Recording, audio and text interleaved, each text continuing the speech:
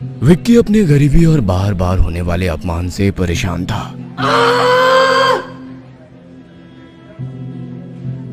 ये क्या है विक्की? ये तो बस सस्ता सा गुलाब है। नताशा के दोस्त ठहाके लगाते हैं विक्की को शर्मिंदा करते हुए। अरे वाह, गरीबों का राजा ने अपनी रानी के लिए क्या भेंट ला दी है। विक्की, क्या तुमने सोचा था कि मैं तुम्हारे जैसे गरीब लड़के के सस्ते तोहफे से खुश हो जाऊंगी? मुझे तो ऐसे तोहफे चाहिए जो मेरी सुंदरता के बराबर हो, समझे? नताशा, मैं तुम्हें खुश करना चाहता था। अपमानजनक लहजे में नताशा विक्की से कहती है। खुश करना? तुम मुझे ऐसे खुश करोगे इस सस्ते गुलाब से? तुम तो खुद ही एक बोझ हो। चले जाओ यहाँ से। अरे मुंह क्या देख रहे हो? जाओ। क्या फायदा ऐसी जिंदगी का जिसमें ना पैसा है ना प्यार। आए दिन हर कोई मजाक उड़ाता है। वैसे जिंदगी से तो मौत ही अच्छी है। तभी उसके कंधे पर किसी ने हाथ रखा। विक्की चौंक गया।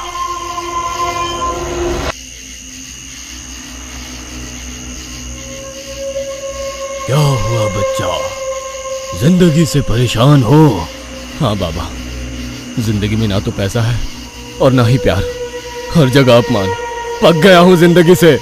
चिंता मत कर, जो तू चाहेगा वही होगा। सिद्धि दूंगा तुझे, ऐसी साधना करूंगा तेरे लिए कि सोने चांदी में खेलेगा तू। आज अमावस्या है, आज की रात ठीक 12 बजे बाजू वाले शमशान में आ जाना। लेकिन आप करने क्या वाले हो? कौन सी सिद्धि? क्या ये सच होती है? विश्वास रख, तेरी जिंदगी बदल दूंगा।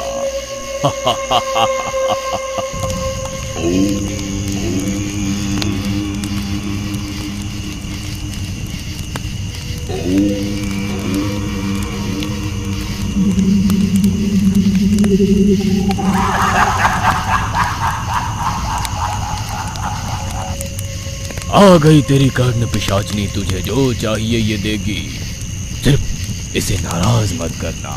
विक्की एक गरीब लड़का था जो अपनी मेहनत और लगन के दम पर हाई प्रोफाइल कॉलेज में स्कॉलरशिप पाकर पढ़ रहा था। अपने पुराने कपड़ों और गरीबी के कारण इस चकाचौंध भरी दुनिया में वो अक्सर खुद को अलग महसूस करता। फिर भी उसके दिल में एक गुप्त चाहत पल रही थी, नताशा के लिए। नताशा, कॉलेज की सबसे खूबसूरत और लोकप्रिय लड़की, जिसकी अदाओं पर हर कोई फिदा था। एक दिन विक्की की किस्मत चमकी जब नताशा ने उससे बात करना शुरू किया। पहले तो विक्की को लगा कि यह कोई सपना है, लेकिन जल्द ही उसे एहसास हुआ कि नताशा सच में उसमें दिलचस्पी ले रही है। वो साथ में समय बिताने लगे, हंसी मजाक करने लगे और विक्की को लगा कि वो आखिरकार खुश है। लेकिन खुशी ज्यादा दिन नहीं टिकी। एक दिन कॉलेज की कैंटीन में, विक्की, तुम्हारी ये पुरानी किताबें ये तुम्हें कितना ज्ञान देती होंगी ना? मैं तो तुम्हारी इस बात से बहुत प्रभावित हूँ। अरे नताशा, ये तो बस। नताशा के दोस्त हंसने लगते हैं, विक्की को असहज महसूस कराते हुए। अरे हमारी ब्यूटी क्वीन को तो आखिरकार अपना ब्रेन भी मिल ही गया। अरे तुम लोग चुप करो। विक्की बहुत समझदार और मेहनती है। नताशा विक्की की तरफ देखती है। उसकी आंखों में एक अलग ही चमक थी। विक्की, मैं तुम्हारे लिए कुछ खास करना चाहती हूँ। कल कॉलेज में एक ग्रुप डेट है, तुम मेरे साथ चलोगे? हाँ बिल्कुल। पर एक छोटी सी बात है, मैं चाहती हूँ कि तुम मेरे लिए खूबसूरत तोहफा लाओ, कुछ ऐसा जो मुझे हमेशा याद रहे। अरे ये तो बड़ी मुश्किल है विक्की के लिए। देखते हैं क्या लेकर आता है ये गरीब का औलाद। मैं जानती हूँ तुम मेरे लिए कुछ भी कर सकते हो विक्की। विक्की नताशा की आंखों में देखता है। उसे सबके सामने नताशा को निराश नहीं करना था, इसलिए हाँ बोलकर चला जाता है। दूसरे दिन कॉलेज के कैफे में विक्की नताशा से मिलने जाता है। तो विक्की, तुमने मेरे लिए क्या खूबसूरत तोहफा लिया है? नताशा, ये तुम्हारे लिए। विक्की नताशा को गुलाब देता है। वो उसे लेती है और उसे ध्यान से देखती है। फिर ये क्या है विक्की? ये तो बस एक सस्ता सा गुलाब है। नताशा के दोस्त विक्की को शर्मिंदा करते हुए। अरे वाह, गरीबों का राजा ने अपनी रानी के लिए क्या भेंट ला दी है। विक्की, क्या तुमने सोचा था कि मैं तुम्हारे जैसे गरीब लड़के के सस्ते तोहफे से खुश हो जाऊंगी? मुझे तो ऐसे तोहफे चाहिए जो मेरी सुंदरता के बराबर हो, समझे? नताशा, मैं तुम्हें खुश करना चाहता था। अपमानजनक लहजे में नताशा विक्की से कहती है, खुश करना? तुम मुझे ऐसे खुश करोगे इस सस्ते गुलाब से? तुम तो खुद ही एक बोझ हो। चले जाओ यहाँ से। अरे मुंह क्या देख रहे हो, जाओ। विक्की के आंखों में आंसू आने लगते हैं। वो अपमानित होकर वहां से निकल जाता है। चलते चलते खुद से ही बातें करता रहता है। क्या फायदा ऐसी जिंदगी का जिसमें ना पैसा है ना प्यार। आए दिन हर कोई मजाक उड़ाता है। वैसे जिंदगी से तो मौत ही अच्छी है। चलते चलते विक्की अब कॉलेज के पीछे वाले जंगल में चला जाता है और जोर जोर से रोने और चीखने लगता है, हे भगवान, मौत दे दे मुझे, नहीं जीनी ऐसी जिंदगी। तभी उसके कंधे पर किसी ने हाथ रखा। विक्की चौंक गया। उसने पीछे मुड़कर देखा तो एक भयानक दिखने वाला घोरी साधु उसके पीछे खड़ा था। क्या हुआ बच्चा, जिंदगी से परेशान हो? हाँ बाबा, जिंदगी में ना तो पैसा है और ना ही प्यार, हर जगह अपमान। पक गया हूं जिंदगी से। चिंता मत कर, जो तू चाहेगा वही होगा। सिद्धि दूंगा तुझे, ऐसी साधना करूंगा तेरे लिए कि सोने चांदी में खेलेगा तू। आज अमावस्या है, आज की रात ठीक 12 बजे बाजू वाले शमशान में आ जाना। लेकिन आप करने क्या वाले हो? कौन सी सिद्धि? क्या ये सच होती है? विश्वास रख, तेरी जिंदगी बदल दूंगा। वैसे भी इस जिंदगी में तो कुछ रखा नहीं है। ठीक है, इस बार बाबा को मिलकर देखता हूँ। रात का समय, विक्की शमशान में जाता है और देखता है अघोरी ने अपने साधना की शुरुआत कर दी थी। विक्की को देखकर अघोरी ने कहा, आ गया बच्चा, अब जैसा मैं कहता हूं वैसा तू कर। आज मैं साधना करूंगा कर्ण पिशाचनी की, वो यहां आएगी और तेरी होकर रहेगी। वो तुझे सब कुछ देगी, सब कुछ। तेरे कान में लोगों के सब राज बताएगी। क्या हुआ था, क्या होने वाला है, क्या हो चुका है, सब जानती है वो। उससे मिलेंगे तुझे लोगों के राज, और वो राज तो लोगों को बताकर करोड़पति बन जाएगा। विक्की कपड़े उतारकर अघोरी के सामने बैठ जाता है और अघोरी जैसा कहता है वैसे मंत्र जाप करने लगता है। तभी एक काला धुआं उस जलती हुई आग से बाहर आता है और वो धुआं एक सुंदर लड़की में परिवर्तित हो जाता है। ले, आ गई तेरी कर्ण पिशाचनी, तुझे जो चाहिए ये देगी, सिर्फ इसे नाराज मत करना। बाबा ने कर्ण पिशाचनी तो दे दी, लेकिन पैसा कैसे निकलेगा ये नहीं बताया। तभी कर्ण पिशाचनी वहां आ जाती है और विक्की को उसके पास जो भी है, जितना भी है, सब कुछ शेयर मार्केट में लगाने बोलती है और विक्की वैसे ही करता है। देखते ही देखते विक्की का पैसा 5 से 7 गुना हो जाता है। ऐसा सिलसिला रोज चलता रहा। 10 दिन में ही विक्की के पास बहुत सारा पैसा आ गया था। आज 10 से 12 दिन के बाद विक्की कॉलेज में आया था। विक्की के पास अब पैसों की कोई कमी नहीं थी, लेकिन फिर भी उसने कॉलेज में वही पुराने कपड़े पहन रखे थे जो वो पहले पहनता था। नताशा और उसकी सहेलियों ने फिर से विक्की को देखा और उसे पार्टी में शामिल होने को कहा। दरअसल उनका इरादा विक्की को चिढ़ाने का था, इसलिए उन्होंने उससे पार्टी देने को कहा। अरे विक्की, क्या बात है यार, इतने दिनों बाद दिखाई दिया। नताशा ने बनावटी मुस्कान के साथ कहा, बस ऐसे ही, कुछ खास नहीं। विक्की ने शांत स्वर में जवाब दिया। नताशा को पता था विक्की एक गरीब भिखारी है। वो विक्की का अपमान करने का एक भी मौका गंवाना नहीं चाहती थी। उसका अपमान करने के इरादे से नताशा ने विक्की से कहा, अच्छा, आज तो पार्टी बनती है, चलो सबको ट्रीट दो। दोस्तों सुनो, आज विक्की मेरे प्यार की खातिर सबको पार्टी दे रहा है। हाँ हाँ, क्यों नहीं, हम भी तो देखे तुम्हारे पास कितना पैसा है। दूसरी सहेली ने चुटकी ली। विक्की ने कोई प्रतिक्रिया नहीं दी, लेकिन ग्रुप में से एक लड़की ने कुछ महंगा खाना ऑर्डर किया और कैफे वेटर से कहा, भैया बिल विक्की से ले लेना, आज उसी की पार्टी है। सभी जोर जोर से हंसने लगे, लेकिन विक्की के चेहरे पर कोई भाव नहीं था। वो चुपचाप खड़ा रहा, मानो कुछ हुआ ही नहीं। विक्की के इस व्यवहार से नताशा और उसकी सहेलियां हैरान थी। उन्हें उम्मीद थी कि विक्की शर्मिंदा होगा, लेकिन वो बिल्कुल शांत था। विक्की ने वेटर को बुलाया और कहा, दोस्त ये सब मेरे दोस्त हैं, हाँ, जो चाहिए उन्हें खिला देना, पेमेंट मेरे तरफ से ले लेना। ये सुनते ही सब एक दूसरे की तरफ देखने लगे। कैफे की भीड़ में से आवाज आई, इस फटीचर के पास इतने पैसे आए कहां से? विक्की का ऐसा अंदाज देखकर नताशा हैरान हो गई और विक्की का हाथ पकड़कर बोली, विक्की चलो यहाँ से, मुझे तुमसे कुछ बात करनी है। नताशा विक्की का हाथ पकड़कर कॉलेज के गार्डन में लेकर जाती है। विक्की कहाँ थे इतने दिन? कितनी फिक्र हो रही थी मुझे तुम्हारी। अगर नेक्स्ट टाइम से ऐसे बिना बोल के कहीं गायब हो जाओगे ना, तो देखना मैं तुमसे फिर कभी बात नहीं करूंगी। नताशा का ये चेंज बिहेवियर विक्की को समझ में आ रहा था, लेकिन विक्की शांत था। कुछ तो बोलो विक्की। अच्छा तुम उस दिन के लिए नाराज हो? सॉरी, वो तो ऐसे ही मजाक कर रहे थे। लेकिन ठीक है, अगर तुम्हें वैसा मजाक ठीक नहीं लगता है तो उसके लिए I am sorry, I am very sorry. आगे से ऐसा नहीं होगा। बस नताशा बस, क्यों कर रही हो तुम ये सब मेरे साथ? तुमने मेरे प्यार का मजाक उड़ाया है। सॉरी ना विक्की, प्लीज। ठीक है, लेकिन आगे से ऐसा मजाक मत करना। अच्छा विक्की, बाबू ये बताओ ना कि तुम्हारे पास इतने पैसे कहाँ से आए? शेयर मार्केट में मुझे 20 लाख का प्रॉफिट हुआ है। ये सुनकर नताशा के होश उड़ जाते हैं। बातें करते करते शाम होती है। विक्की अपने घर चला जाता है और नताशा अपने हॉस्टल में जाती है। नताशा अपने रूममेट से कहती है, यार सुनना, ये फटीचर विक्की के पास 20 लाख रुपए हैं। चलना कुछ प्लान बनाते हैं जिससे वो पैसे मेरे अकाउंट में आ जाएं। नताशा अपने हॉस्टल के कमरे में अपनी सहेली रिया के साथ बैठी थी। उसके चेहरे पर एक शातिर मुस्कान थी जो उसके मन में चल रही कुटिल योजनाओं की गवाही दे रही थी। रिया, मैं तुझे सच बताती हूँ, विक्की के लिए मेरा प्यार सिर्फ एक नाटक है। मैं उसे अपने जाल में फंसा रही हूँ। लेकिन नताशा, तुम तो पिछले कुछ दिनों से उसके साथ इतना प्यार से पेश आ रही थी, ये सब क्या है?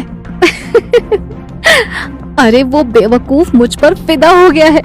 उसे लगता है कि मैं सच में उससे प्यार करती हूँ, और जब वो पूरी तरह मेरे प्यार में गिर जाएगा ना, तब मैं उसका सारा पैसा हड़प लूंगी। लेकिन तुम ये कैसे करोगी? नताशा ने रिया के कान में अपनी योजना का खुलासा किया। रिया नताशा की चालाकी से हैरान थी। उसने कहा, लेकिन नताशा, क्या तुम्हें नहीं लगता कि ये बहुत गलत है? विक्की तुम्हारे साथ सच्चा है। अरे वो तो एक बेवकूफ है, उसे जो करना है करने दो। मैं बस अपने फायदे के लिए उसे इस्तेमाल कर रही हूँ, और एक बार जब मैं उसका सारा पैसा हड़प लूंगी ना, तो वो मेरे लिए किसी काम का नहीं रहेगा। नताशा और रिया दोनों हंसने लगी। उनकी हंसी में एक खतरनाक मंशा छिपी थी। विक्की को इस बात का अंदाजा भी नहीं था कि उसके साथ क्या होने वाला था। विक्की कुछ दिनों से अपने घर में कर्ण पिशाचनी का आवाहन कर रहा था, लेकिन बहुत बार आवाहन करने के बाद भी कर्ण पिशाचनी का आने या प्रकट होने का कोई संकेत विक्की को नहीं मिल रहा था, और इस बात से विक्की परेशान था। उसने सोचा कि क्यों ना फिर से एक बार अघोरी बाबा से मिल लिया जाए। तभी विक्की के फोन की रिंग बजी। विक्की, कहाँ हो यार? कब से तुम्हारा फोन ट्राई कर रही हूँ, अब जाके कहीं फोन लगा है। नताशा, फोन तो चालू है मेरा, पता नहीं शायद नेटवर्क प्रॉब्लम होगा। अच्छा ठीक है, तुम्हें पता है ना विक्की, कॉलेज का एनुअल फंक्शन जल्द ही आने वाला है। चलो ना कहीं शॉपिंग करने चलते हैं। अब ठीक है, तुम मुझे कॉलेज के गेट पर मिलो, हम वहां से चलते हैं साथ में। ठीक है, जल्दी आ जाना, मैं तुम्हारा वेट करूंगी। विक्की ने फोन काट दिया और अपनी बाइक लेके कॉलेज के गेट के पास पहुंचा। नताशा को पिक करके वहां से निकल गए। थोड़ी ही देर में एक आलीशान शॉप में नताशा विक्की को लेकर गई। नताशा को सैंडल और कुछ कपड़े खरीदने थे। विक्की ने एक सैंडल निकाली और नताशा के पैर में वो डाल रहा था। तभी नताशा ने पैर से ही उस सैंडल को फेंक दिया और विक्की से कहा, What the hell? कितनी चीप सैंडल है ये, मुझे तो वो चाहिए। नताशा ने इशारे करते हुए विक्की को कहा। दूसरी तरफ एक अमीर औरत कुछ शॉपिंग कर रही थी। नताशा की नजरें उसी पर टिकी हुई थी। उसका पर्स एक जगह गिर गया। नताशा और विक्की दोनों ने वो नोटिस किया। विक्की को लगा उस औरत की पर्स उसे दे देना चाहिए, लेकिन तभी नताशा ने विक्की से कहा, विक्की, वो पर्स जल्दी से ले लो ना प्लीज। नताशा, तुम्हें पता है मैं ये नहीं कर सकता। ओह विक्की, देखो उस औरत को, उसे कुछ फर्क नहीं पड़ेगा, और भगवान ने तुम्हें एक चांस दिया है, तुम्हें साबित करने का कि तुम मुझसे कितना प्यार करते हो। विक्की को उस पर्स को चुराना तो नहीं था, लेकिन नताशा के जिद की वजह से उसने वो पर्स उठाया। लेकिन तभी वो अमीर औरत पीछे मुड़ी और उसकी नजर के सामने विक्की उसकी पर्स हाथ में पकड़ रहा था। विक्की ने लड़खड़ाते हुए कहा, मैम, आपकी पर्स यहाँ गिर गई थी। Thank you so much handsome, तुमने तो मेरा दिन बना दिया। This is my business card, call me whenever you required any help. Thank you ma'am. Natasha ये सब देख रही थी। जैसे ही वो औरत वहाँ से मुड़ी, नताशा ने कहा, विकी मुझे कुछ नहीं सुनना, ये सैंडल मुझे चाहिए एट एनी कॉस्ट। नताशा ये बहुत महंगी है। एक काम करो, उस औरत ने तुम्हें बोला ना कि कुछ भी हेल्प चाहिए तो बताना, उसे बोलो ये सैंडल हमें गिफ्ट करने के लिए। नताशा ये क्या कह रही हो? ये बहुत एक्सपेंसिव है, वो ऐसे कैसे देगी हमें गिफ्ट? अरे तो तुमने भी उसकी हेल्प की है ना, और इन अमीर लोगों को कोई फर्क नहीं पड़ता 1-2 लाख से। अगर तुम सच में मुझसे बेहद प्यार करते हो तो तुम इतना तो मेरे लिए कर ही सकते हो। जाओ और उससे बात करो। विक्की एक दुविधा में फंसा था। वो कैसे उस अनजान औरत से इतनी एक्सपेंसिव सैंडल गिफ्ट में मांगता, और कैसे नताशा को यकीन दिलाता कि वो उससे प्यार करता है। उस औरत को नताशा और विक्की के बीच में जो भी हो रहा था उसका अंदाजा था। वो औरत बिल काउंटर पे बिल दे के पीछे मुड़ी और विक्की का परेशान चेहरा देखकर उससे पूछने लगी, oh hello handsome, what happened? परेशान लग रहे हो, बताओ मुझे। कुछ नहीं मैम, मेरी गर्लफ्रेंड को ये सैंडल चाहिए था, लेकिन ये बहुत एक्सपेंसिव है। Oh no, you don't worry, I will pay for it. तुमने मेरी हेल्प की है तो इतना मेरी तरफ से तो बनता ही है। इतना कहकर उसने विक्की के नजदीक जाकर विक्की के कान में कहा, तुम्हें खुद की रिस्पेक्ट करना आना चाहिए। तुम्हारी गर्लफ्रेंड सिर्फ पैसे से प्यार करती है, तुमसे नहीं हैंडसम। अमीर औरत ने बिलिंग काउंटर वाले लड़के से वो सैंडल पैक करने को बोला और वो बॉक्स विक्की के हाथों में थमाकर गेट के बाहर गई और अदृश्य हो गई। ये नजारा सिर्फ विक्की ने देखा। नताशा का पूरा ध्यान सिर्फ उस महंगी वाली सैंडल पे था। तो दोस्तों, कौन सा राज छिपा हुआ है उस अमीर औरत के गायब होने के पीछे? जानने के लिए देखते रहिए कर्ण पिशाचनी भाग 2। Vicky, I love you Honey, मैं बहुत खुश हूँ। तुमने मेरे लिए ये कर दिखाया। तुम्हें पता है इस सैंडल की कीमत पूरे 2 लाख। आज तक तुमने पैदा होने से अभी तक इतने के कपड़े तक नहीं खरीदे होंगे।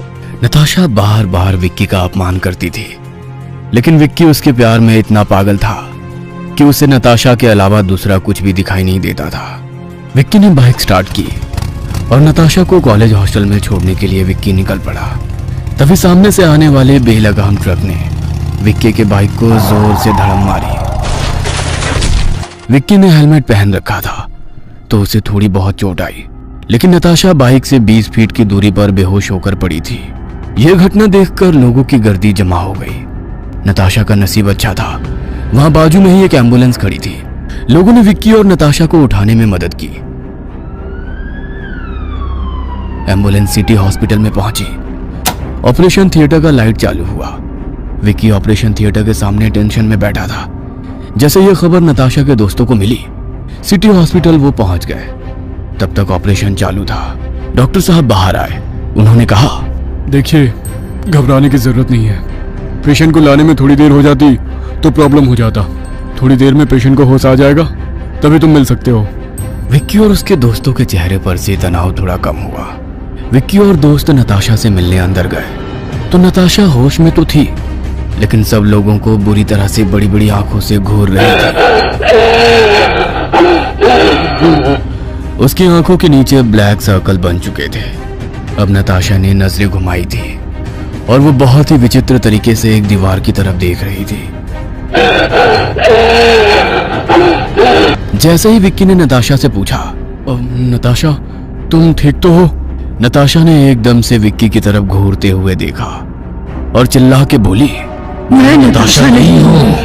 यह आवाज ऐसा था मानो लड़का और लड़की दोनों एक साथ बोल रहे हैं। सब लोग एक दूसरे की तरफ देखने लगे। तभी नर्स वहां आई और उसने सबको बाहर वेट करने के लिए कहा। 2 दिन बाद हॉस्पिटल से नताशा का डिस्चार्ज हुआ। विक्की और नताशा के दोस्तों ने नताशा को एक ऐसे फ्लैट में लेकर गए जहां वो आराम से रह सकती थी, लेकिन इन सब में नताशा कुछ बोल नहीं रही थी। सिर्फ एक जगह पर देख के घूरती जा रही थी। किसी को कुछ समझ नहीं आ रहा था। नताशा, ये तुम्हारी टैबलेट्स हैं। डॉक्टर ने कहा है तुम जल्दी ठीक हो जाओगी। मैंने तुम्हें पहले भी बोला है, मैं नताशा नहीं हूँ। यह मेडिसिन की कोई जरूरत नहीं है। मुझे खाना दो जल्दी से।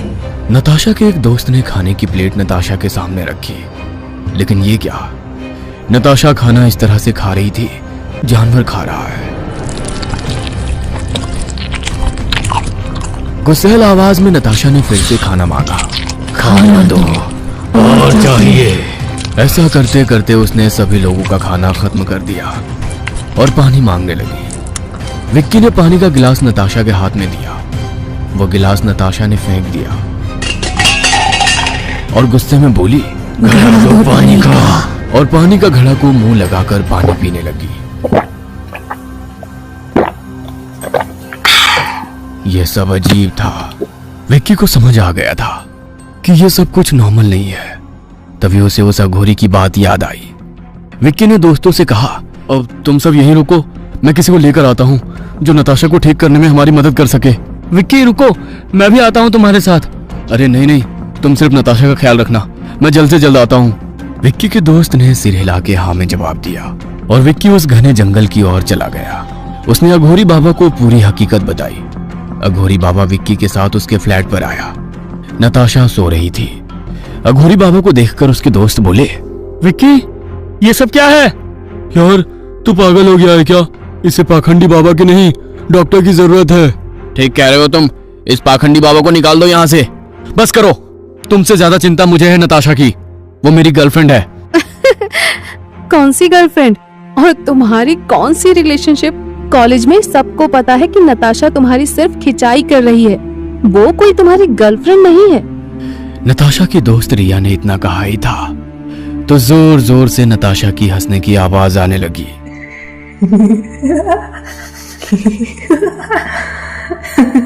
उसने अघोरी बाबा को देखकर कहा, सबको मार डालूंगी मैं।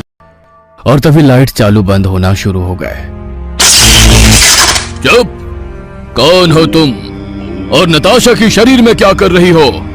नताशा जोर जोर से हंसने लगी और अपने हाथ और पैर उल्टे करके जैसे कोई जानवर चलता है वैसे चलने लगी। ये सब देखकर सब लोग डर गए। चलते चलते अचानक से वो बोलने लगी, मेरा तुम कुछ उखाड़ नहीं सकते, सबको मार डालूंगी मैं, सबको। अब धीरे धीरे वो दीवार पर चढ़ रही थी।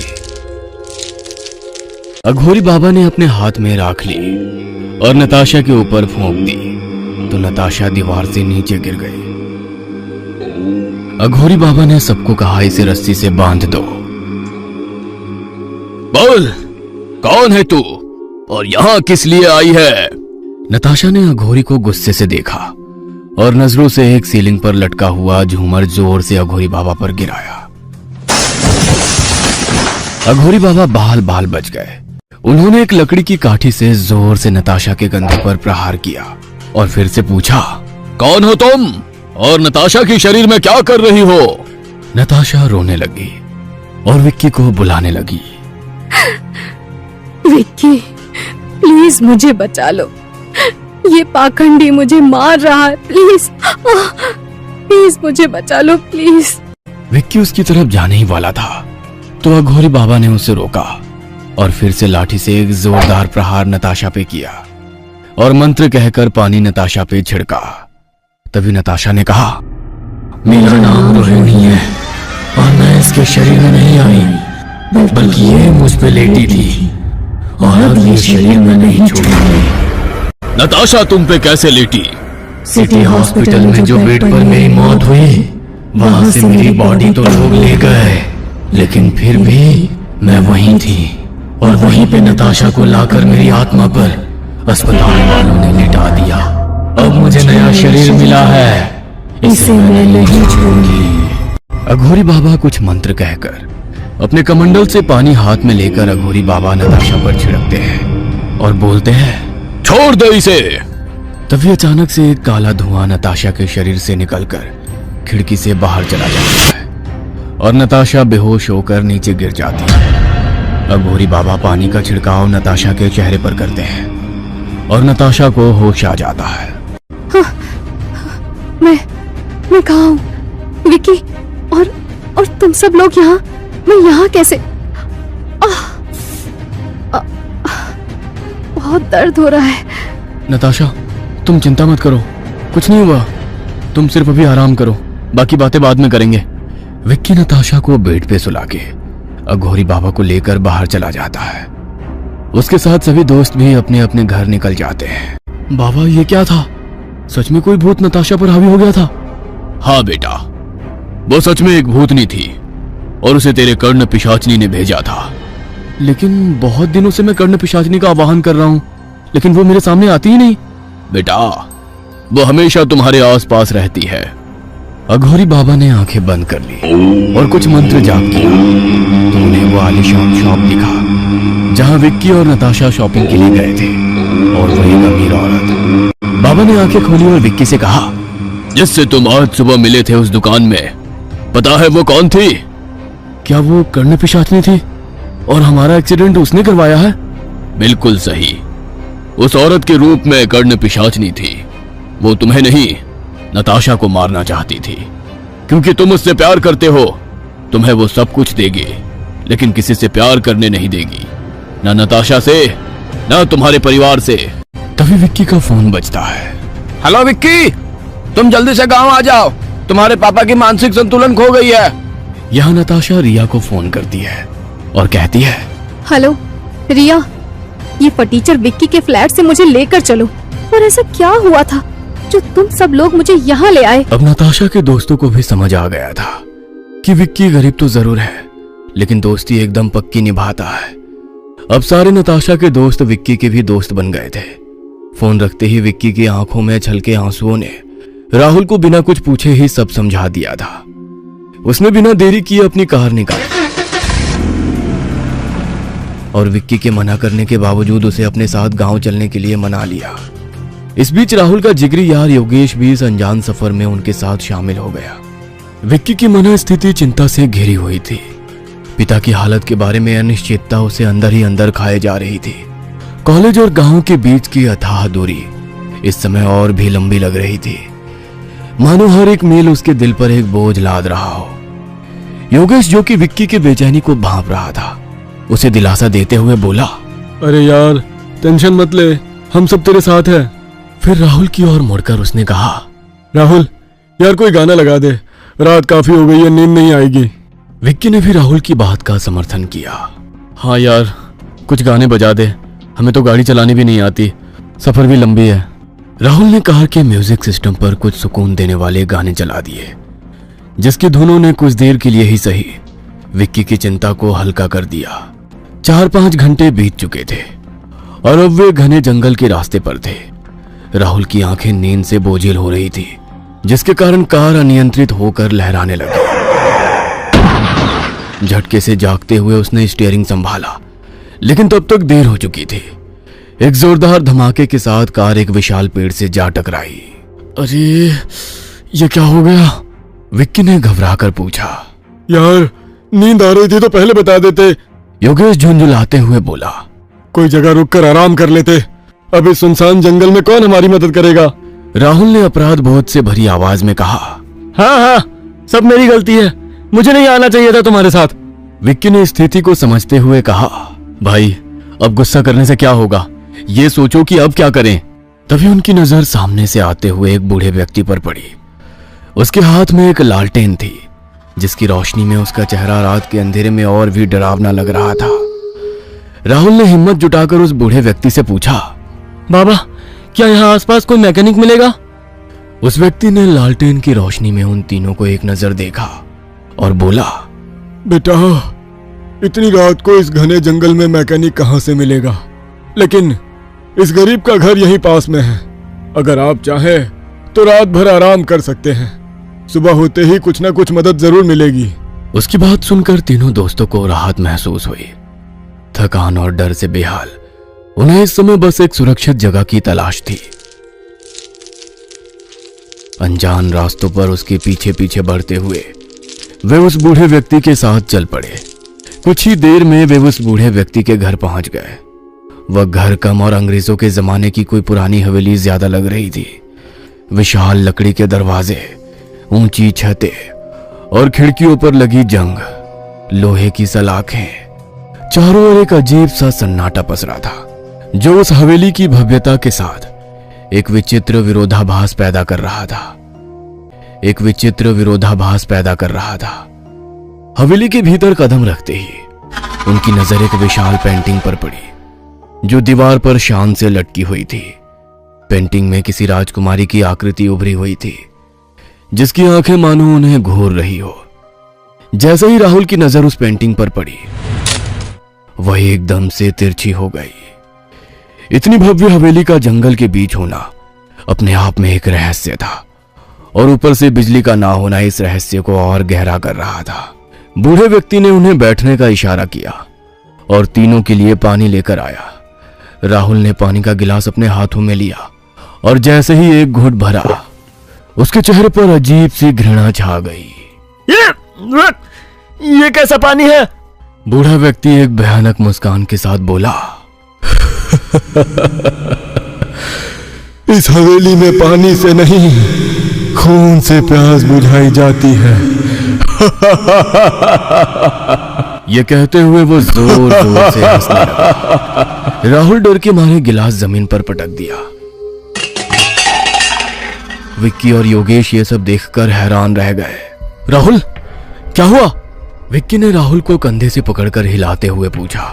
राहुल घबराहट में बोला, मैं तुम्हारे पैर पड़ता हूँ, इधर से अभी के अभी चलो। ये पानी नहीं खून है। इस हवेली में पानी से नहीं खून से प्यास बुझाते हैं। तुमने सुना नहीं इस आदमी ने क्या कहा? राहुल शायद तुम जरूरत से ज्यादा थक गए हो इसलिए इस तरह के भ्रम हो रहे हैं तुम्हें। बेटा तुम्हारा दोस्त सही कह रहा है। तुम सब लोग थक चुके हो, रात भी काफी हो गई है।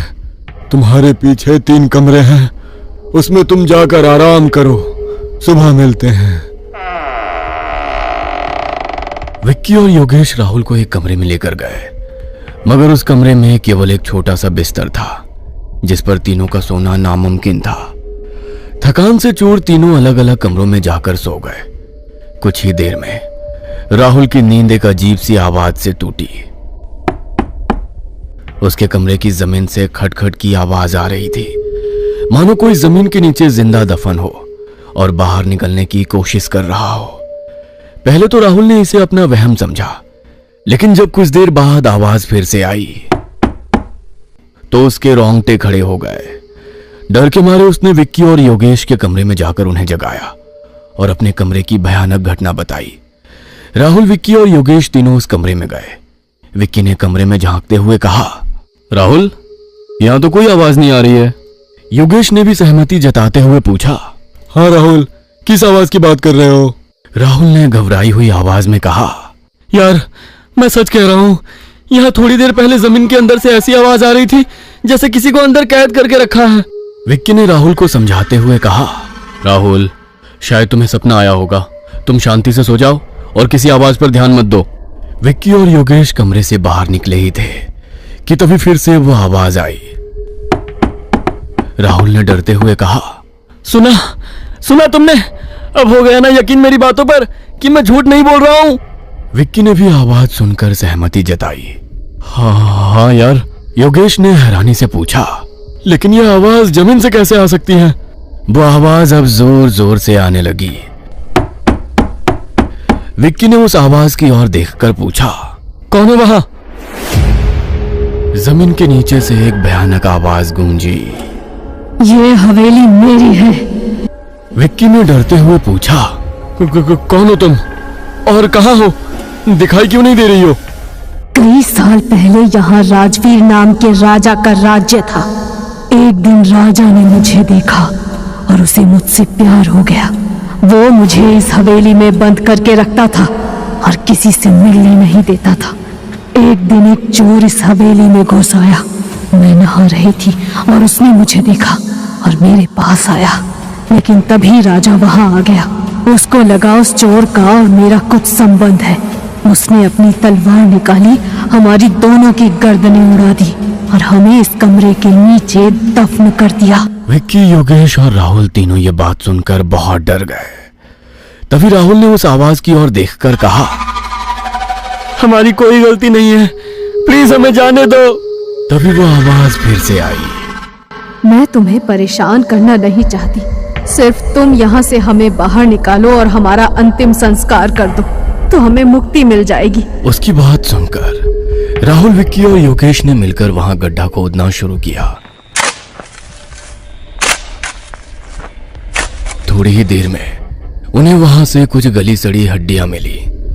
उन्होंने हड्डियों का विधिवत अंतिम संस्कार किया।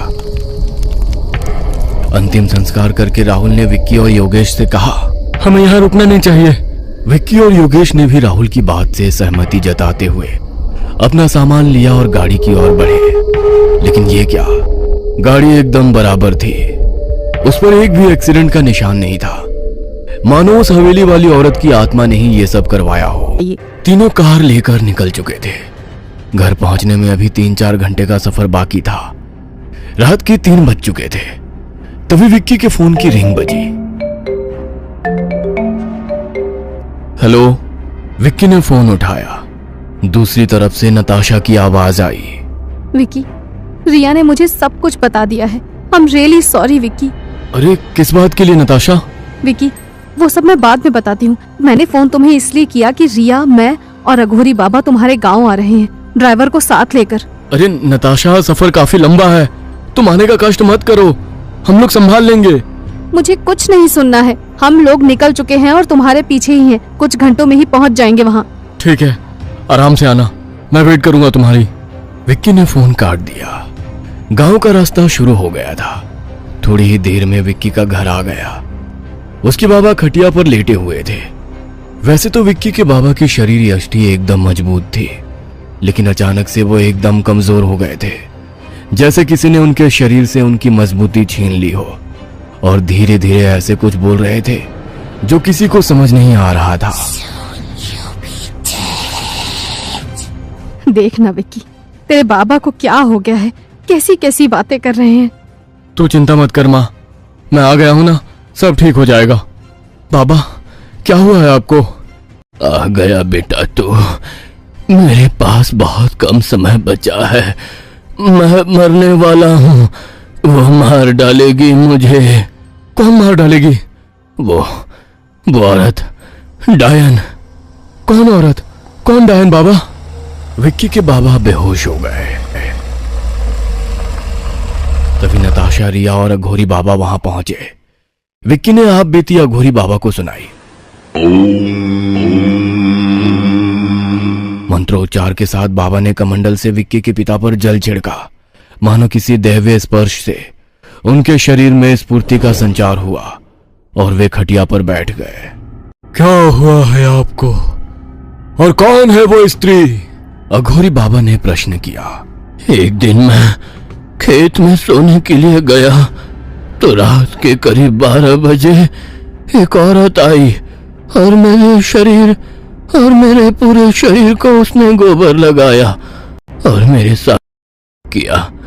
मुझे यह सब समझ आ रहा था, लेकिन मैं कुछ भी नहीं कर पा रहा था। मैं चाहकर भी नींद से नहीं उठ पा रहा था। दूसरे दिन भी वैसा ही हुआ और यह सिलसिला रोज शुरू हुआ। रोज वो रात को आती, मेरे पूरे शरीर पर गोबर लगाती और मुझ करती, और उसने मुझे कहा था कि जिस दिन मैं खेत में नहीं आऊंगा वो दिन मेरे जीवन का आखिरी दिन होगा। अघोरी बाबा ने उसकी बात सुनकर अपनी आंखें बंद कर ली और अपने झोली से एक धागा निकाला। ये लो, डरने की जरूरत नहीं है। आज रात फिर से तुम खेत में जाओ। वो डायन जो कहती है उसे करने दो। सिर्फ उसके दाएं हाथ में ये धागा बांध देना। विक्की के बाबा आज रात खेत में गए और जैसा अघोरी बाबा ने कहा था वैसा ही किया। सुबह हो चुकी थी। विक्की, योगेश, राहुल, नताशा और अघोरी बाबा सब लोग मिलकर खेत में गए। अघोरी बाबा ने विक्की से कहा, विक्की और तुम सब लोग सुनो, अगर विक्की के बाबा को बचाना है तो वो धागा दोपहर 12 बजे से पहले ढूंढना होगा। वो डायन बहुत शक्तिशाली है। अब तक उसे पता चल चुका होगा कि हमने उसके हाथ में यह अभिमंत्रित धागा बांध दिया है। सब लोग वो धागा ढूंढने लगे। बहुत समय बीत चुका था। किसी को उस धागे का नामो निशान कहीं नहीं मिल रहा था। धूप बहुत थी। सब लोग थक कर एक पेड़ के नीचे आ गए। तभी, बाबा जी देखिए, क्या वही धागा है जिसकी हम सबको तलाश है? योगेश ने अपनी टहनी की ओर इशारा करते हुए कहा। अघोरी बाबा ने उस धागे को पकड़कर खींचा तो पेड़ की टहनी पर से एक काले कपड़े की गठरी नीचे गिरी। उस गठरी को अघोरी बाबा ने खोला तो आसमान में एक बिजली चमकी। उस गठरी में कुछ हड्डियां थी और उस हड्डियों में एक हड्डी पर वही धागा बंधा हुआ था जो अघोरी बाबा ने विक्की के बाबा को दिया था। अघोरी बाबा ने आंखें बंद कर ली, कुछ मंत्र जाप किया और उस गठरी को जला दिया। जैसे ही उस गठरी पर आग जली, वातावरण एकदम से बदल गया। तूफान आने लगा, बिजली चमकी और उस आग से एक डायन धुआं होके हवा में धुल गई। अब विक्की के बाबा को अंदरूनी ताकत का एहसास हुआ और वो फिर से अपने आप को पहले जैसा महसूस करने लगे। अघोरी बाबा ने विक्की के बाबा को पूछा, क्या ये तुम्हारी पुश्तैनी खेत है?